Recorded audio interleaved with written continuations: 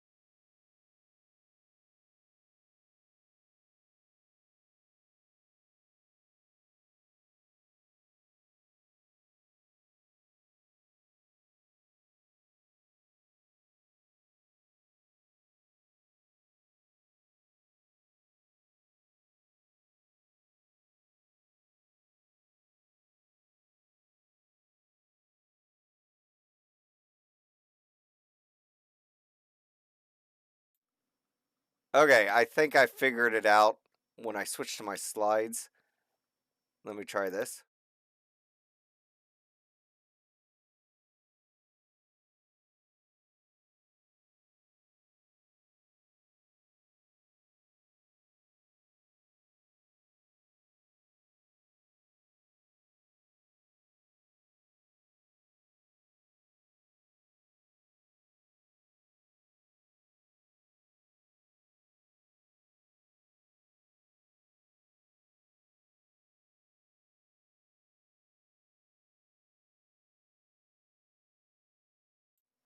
Yeah, it's not giving my audio when I switched to my slides. Um, Bear with me.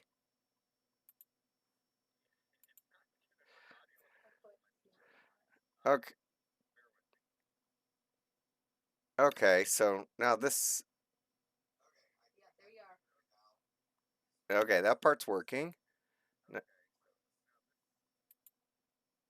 And now this should be working. There we are.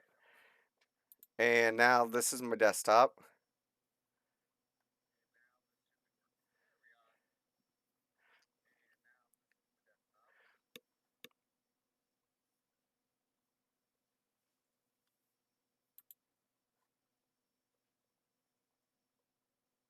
Is my desktop making sound? Yeah, it is because you can hear me click. Yeah.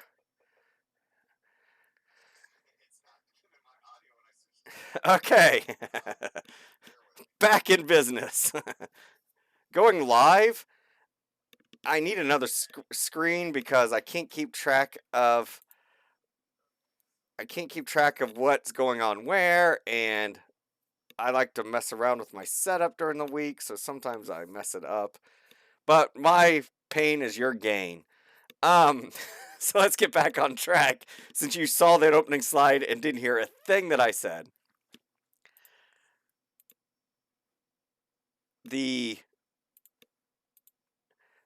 Use the to ask a question, you can say it in the chat or you can use the link at the top of the slide. If you use the link at the top of the slide, it allows me to throw it on screen, and hopefully I can do that correctly without messing things up.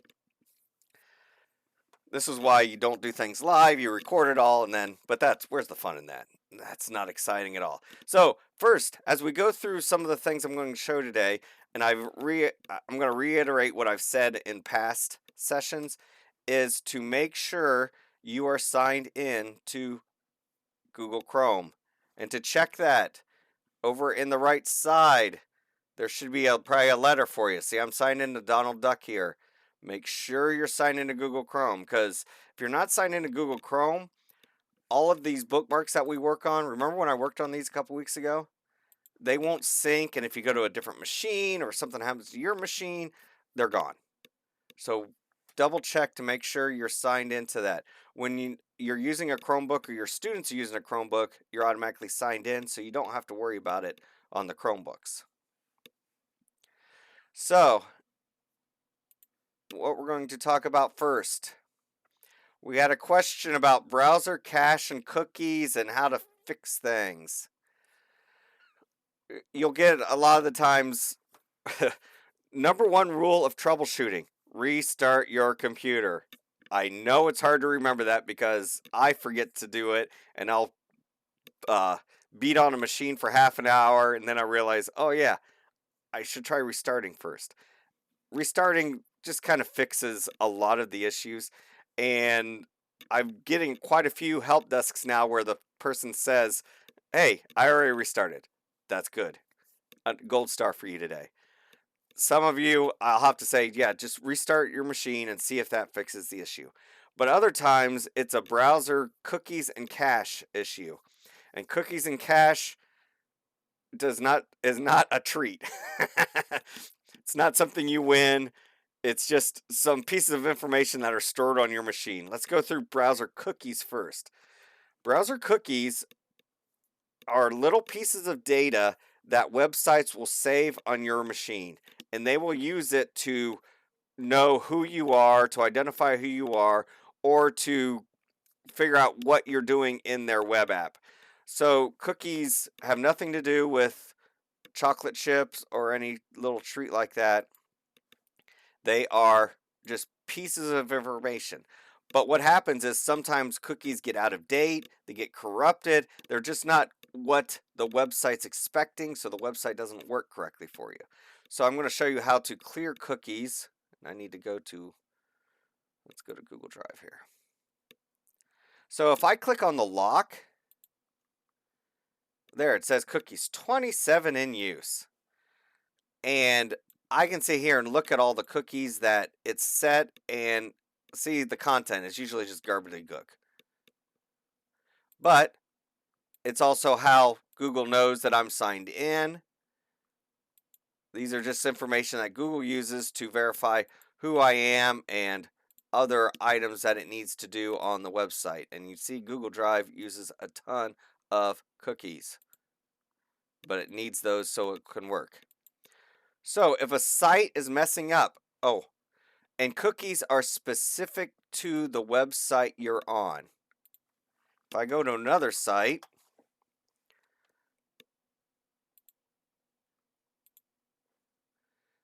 you notice I do not see any Google cookies. I cannot clear cookies from Google when I'm on another site like CNN. And vice versa. If I go back here to Google, I will only see cookies for Google that Google can set. Google cannot set CNN cookies. CNN cannot set Google cookies. It's a security issue. So if I want to clear cookies, we're just going to clear them from CNN. To clear the cookies, I can just click on whichever. These are just the servers that they're getting the cookies from, because only a specific server can set cookies from that server. But to clear them, I can just click on the cookie and say remove. And if I click on it enough times, they're all gone. But as soon as I go back to the site, it's going to put cookies back on the machine, just because, for example, most news sites, they use it to track you. Apparently, at some point, I agreed to their terms of service. So if I remove that terms of service one, I don't get it asked. So who knows what? Let's get something better up here so we don't have to. Oh, Taylor Swift. Okay, there we go. Let's get something better up here so we don't get all down with all the news. So sometimes you'll be asked to clear your cookies. So go to the site that you're having issues with.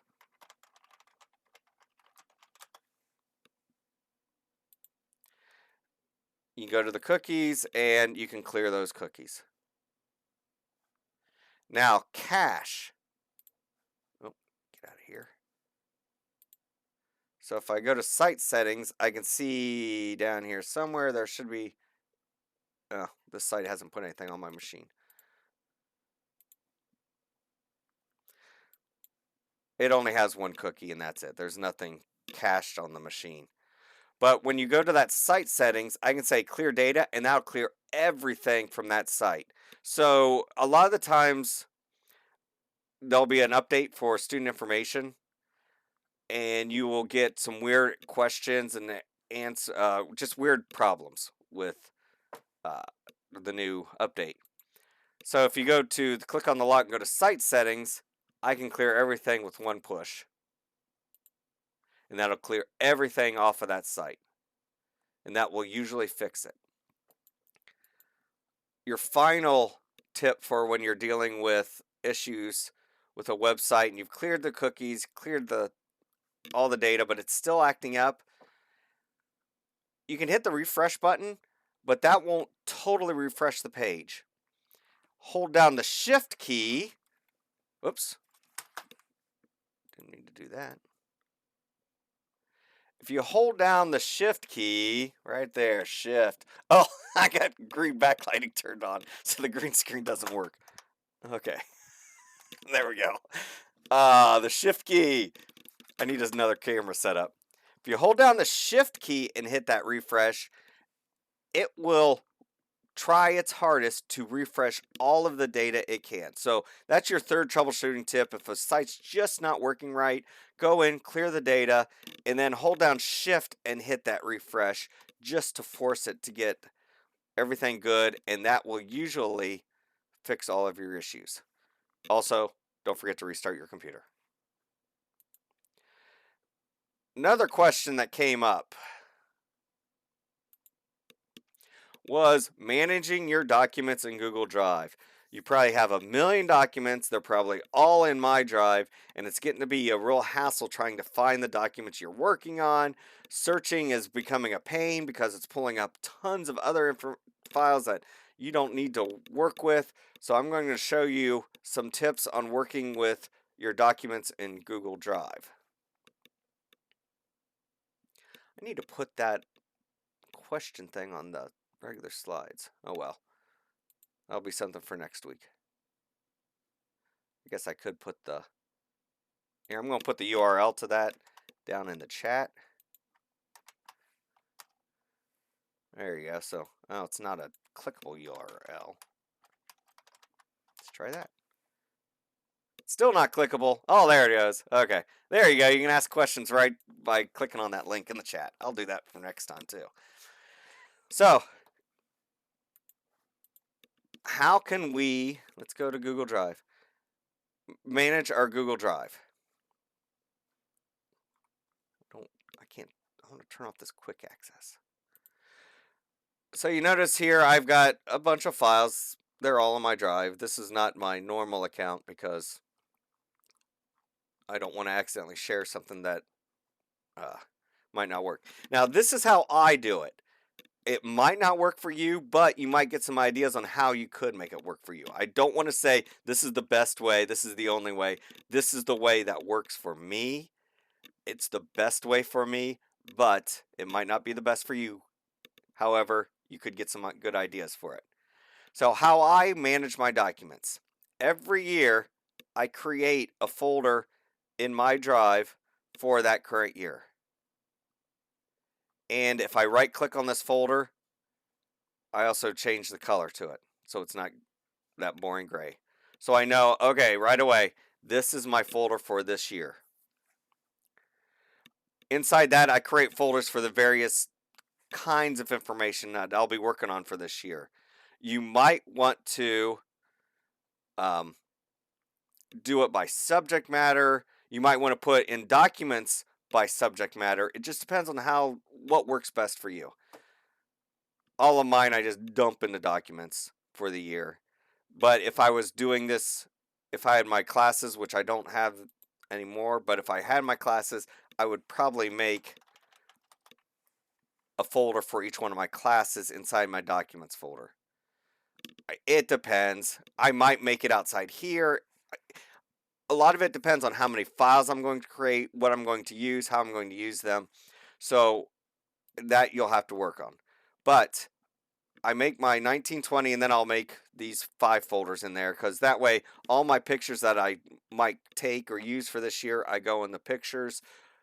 Pictures, I also use Google Photos a lot, so it depends on what I'm going to do.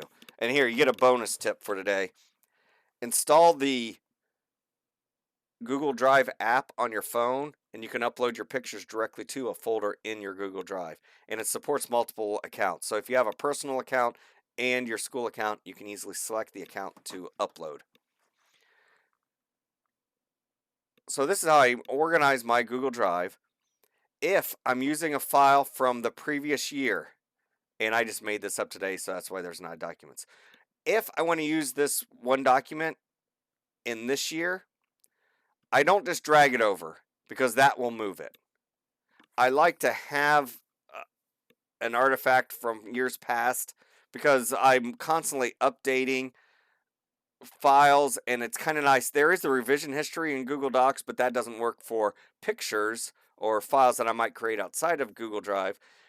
So I always make a copy. So if I right click on the file, I can make a copy. And then I'll drag that copy to my current year. And there it is, copy of one document.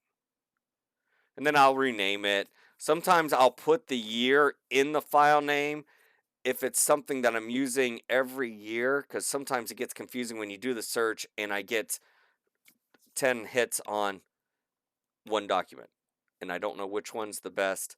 So that's all up to you. I'm not going to get into that for this one. So now I can open this document up. I can make my changes to it. This.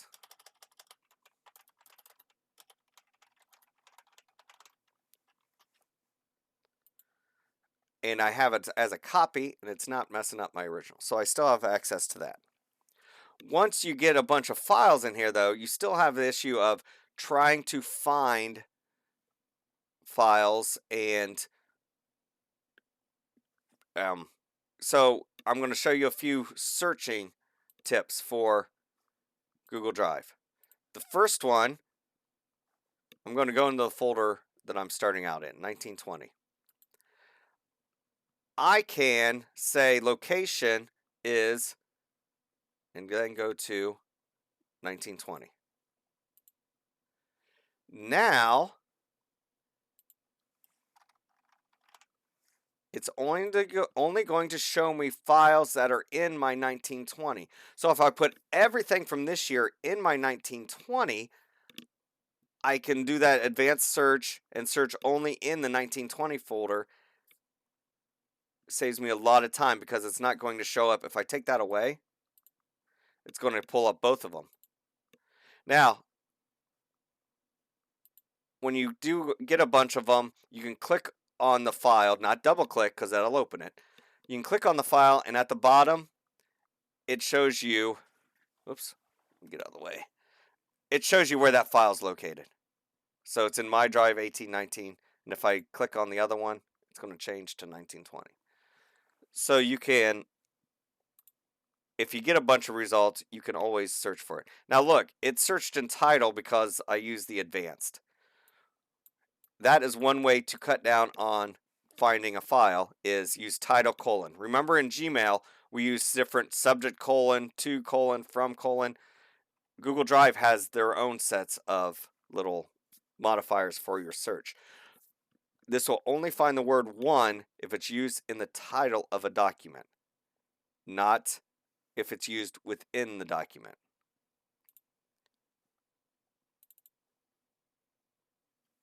One is the loneliest.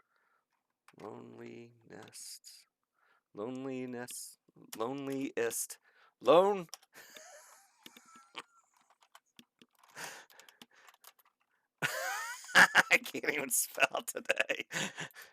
Oh, that was embarrassing. Okay, one is the loneliest number. If I search for one,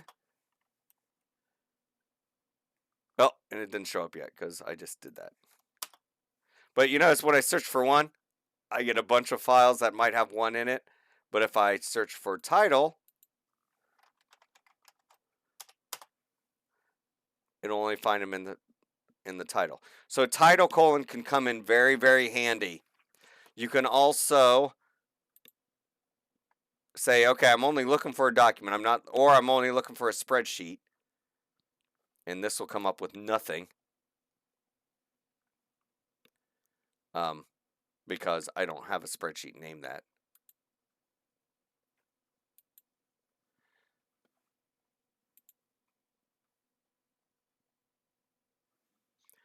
If the, so I'm going to take that off, any file. I can also search by files only created by me, files created by anyone, files not owned by me, or specific.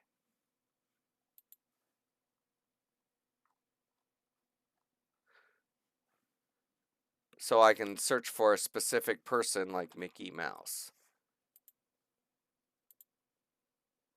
And Mickey Mouse hasn't, oh, I'm still searching for a title of one. So now these are all the files that are owned by Mickey Mouse. So when you're searching for a file, you might want to use this down arrow so you can check for different specific folders. You can do in the last 7 days. So if I do the last 7 days, it's going to show me all the files created in the last 7 days. So I can combine these. So I can say in the last 7 days, located in 1920. And now it's only going to show me because I just created these this morning to get ready. So it's only going to show me files created after that date in that specific folder. And remember, everything can be bookmarked. So I have these, I have this important folders file. This 1920, remember from what we did before, I can grab hold of the lock and I can put it in my URL, bookmarks bar. So now I can just go to my 1920 folder and I'm right there. And I can put that inside another one, but this you'll have to go back and rewatch from a previous. I'm planning on the tech website to consolidate all of these live streams and timestamp where each item starts so you can just click and jump to the one that you want to watch. Oh, what else was it? So, this next one is pretty advanced, but we're going to talk about it anyway because I know you guys can handle it. We have our 1920 folder documents, but if we're going to talk about how to create it in a specific folder, create a bookmark to create a new document in a specific folder without having to move it later. Why would we do that? let's say you just started up My Drive. It goes to this My Drive. And you went to new Google Doc. This is my new Google Doc. Let's capitalize correctly. Well, that's just fine and dandy, but it put it into my root folder. So then I'd have to either click and drag that over to my 1920 documents folder, or click on the beside the title. I can move it into that folder from here. That's a big pain. I want to be able to create a new document right into my 1920 folder. Okay, there's a few people complaining about it's blurry. The reason that it's blurry is because it's live streamed and your internet connection must not be able to keep up with the 1080p signal. I turned down the latency to be the lowest, and that might affect it. If you go back and rewatch it later, it'll be clear because YouTube will be able to automatically adjust it. So let's create a folder directly into let's create a file directly in my documents folder. So if I go to my documents folder, we want to pay attention to this random set of strings right here. I'm going to copy that because we're going to need to know that later. Actually, I'm going to leave that open. I want to create a new bookmark to a page. So in my bookmark bar here, I'm going to say add page, and it's going to be a new bookmark because I don't want to bookmark the new tab page because what's the point?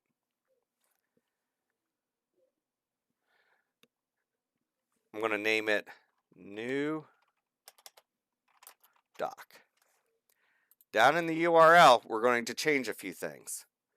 First up is we're going to put the URL from Google, and this is in the spreadsheet presentation that's shared with you. So that URL there,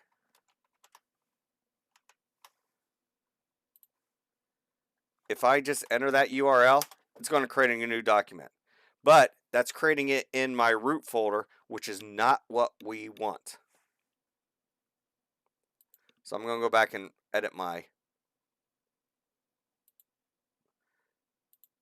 So that will create a new document, which is fine and dandy, but it will not create it where we want to create it.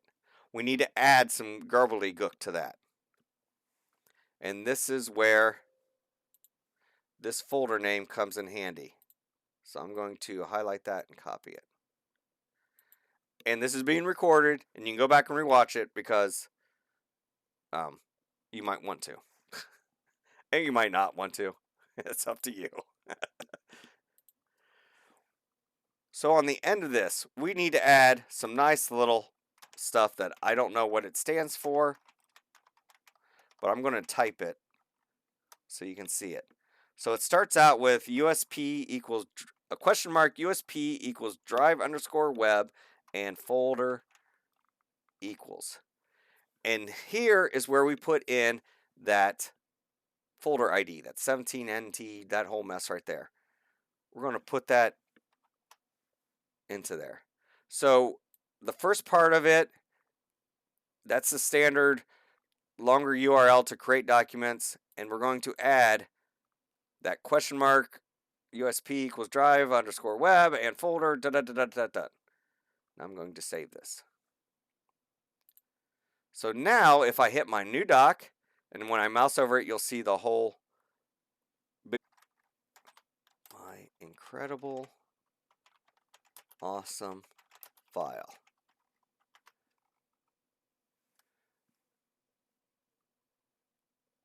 Oh, and my internet is now flickering yellow, so it's going to be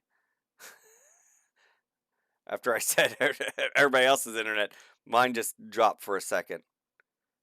I wonder if Grace is on Google Meet. She's talking. This is how we do it in our house. I got to message Grace.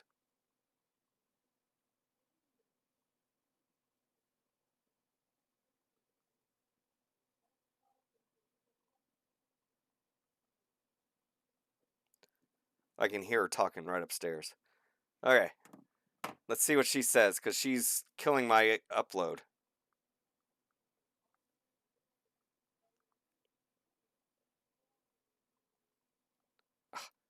Gosh darn her.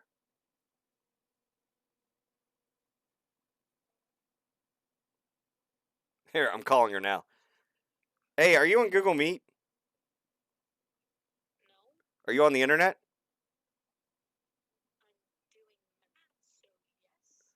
Can you hold off until I'm done?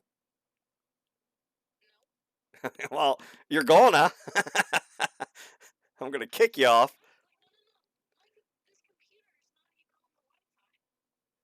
You're on the network. You're using the internet. Give me 10 minutes. Okay.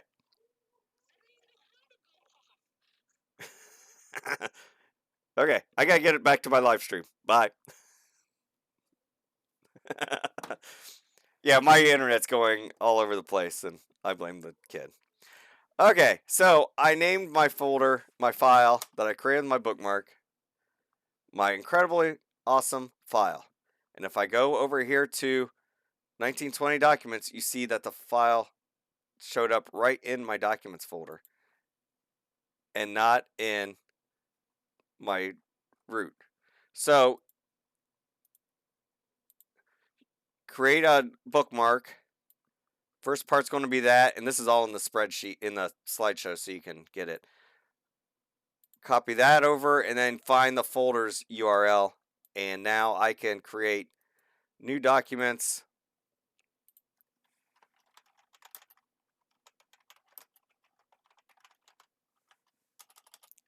Document.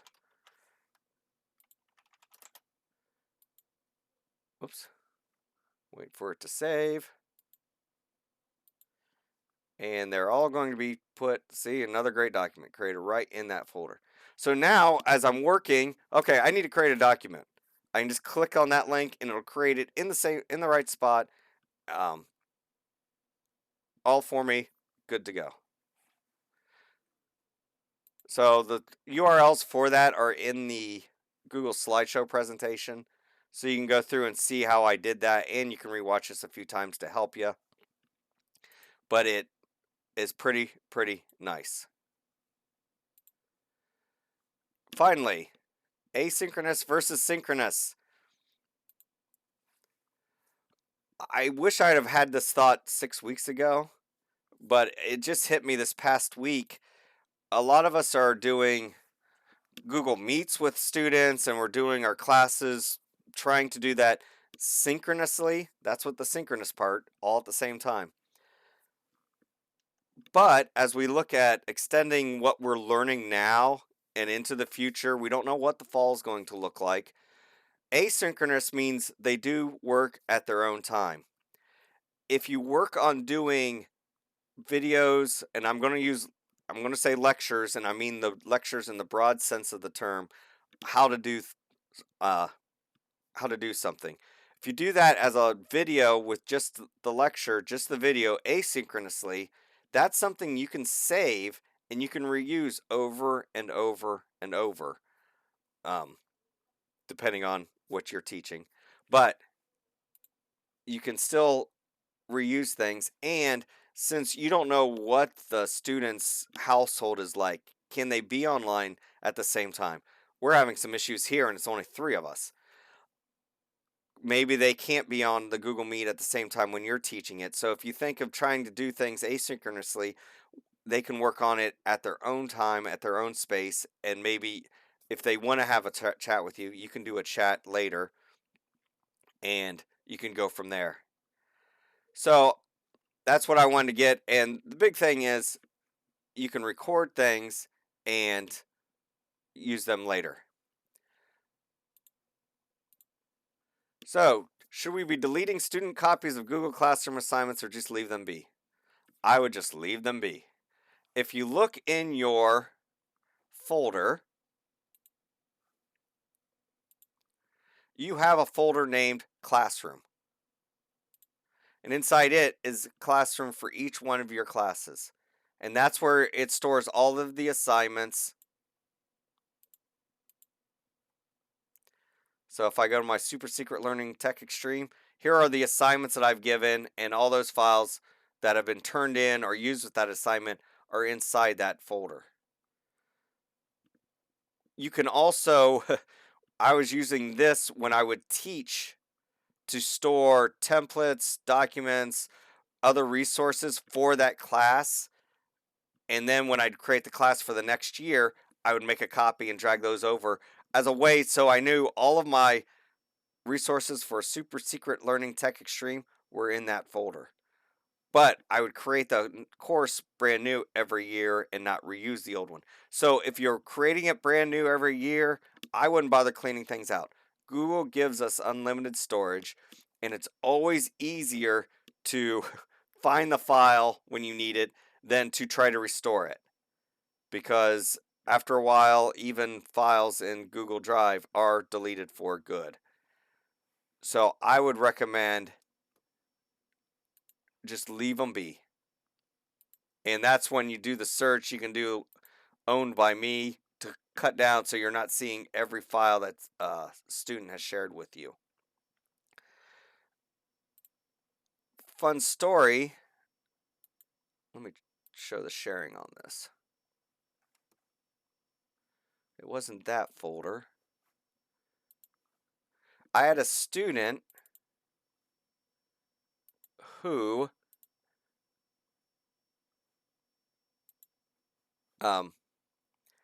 there was an assignment that was shared with their entire class. So that folder setting was to share everything inside that with their entire class. Well, I had a student once that drug their classroom folder. Oh, I remember what it was. So the teacher had shared a folder, let's say this great new folder. They had shared the folder with their entire class. Well, I had a student that then drug their classroom folder inside of that folder, which then shared everything that student was doing in every class in classroom with everybody in their normal class. So that was fun to mess with. Totally unrelated to everything we're talking about, but it was a fun story. To record videos, a couple ways to do it. We have Screencastify. Screencastify, oh, and I haven't registered yet. If you're getting this, go back and look at the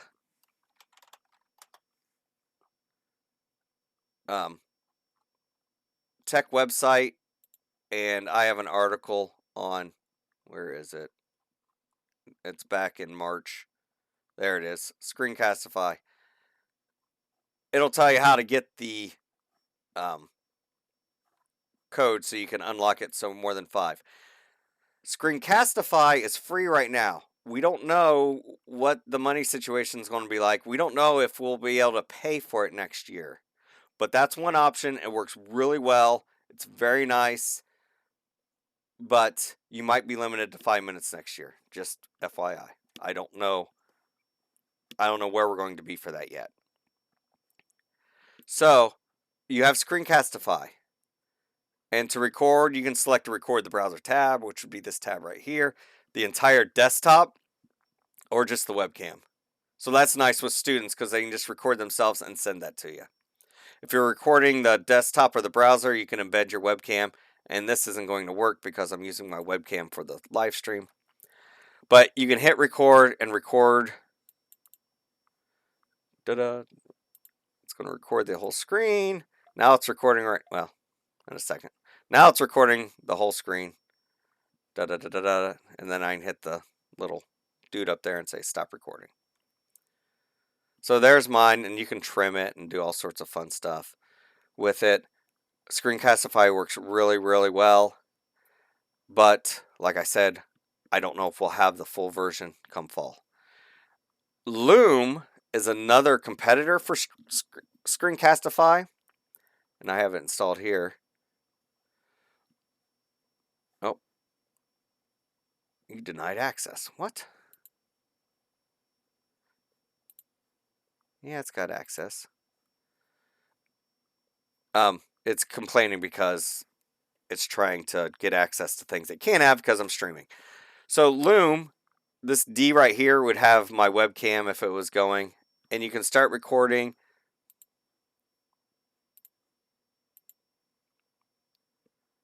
And now Loom's going to record my screen, yada yada, scrolling up and down. And then I can pause or I can resume, and you can do that with the Screencastify. Now, Loom doesn't integrate with Google Drive as nicely as Screencastify. Loom, you would share this link with people so they can view it. There's also an editor, but it's not as nice as Screencastify. But where Loom beats Screencastify is you can download the videos and they're .mp4s, which most people, it doesn't matter, but Screencastify downloads it as a .webm, which means you can't load it into most video editors. They'll complain, they say, I can't do anything with this video. Loom downloads it as an MP4, which lets you use it in more video editing. So you can try Loom, you can try Screencastify, use them both for right now. Figure out which one works the best. I'm going to, when I first started up Loom, it said about the desktop app. I'm going to push that out to everybody so we can get the desktop app installed on your computers, which gives you a few better functions than just the Chrome extension does. Oh, yeah, whenever I click on it, it says download it now.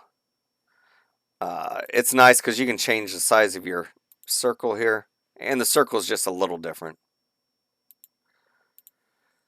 So those are your two options to record your screen. You can also use QuickTime, which is on all the Macs. You can also use ScreenRecorderApp.com, which is just no frills, and I wouldn't use it, but it's there. There's a ton of things out there that you can do it, but Screencastify and Loom works the best. Okay, so we have come to the end of another episode of the KCS Tech Livestream, which needs a better name. Hopefully you had a good lunch. I haven't had mine yet, and I have another meeting at 1, so I'll get my lunch after that. If you have another question, please put it up now because I'm getting ready to end the stream. Hopefully we won't have the streaming issues next time. And I'm going to say you guys are good to go. Hopefully this time works better for people. Noon on Fridays. Because I'd probably schedule it for next time, noon on Fridays, and we'll go from there on what we want to do. So thank you for giving me your lunch hour, and have a good day. Have a good weekend.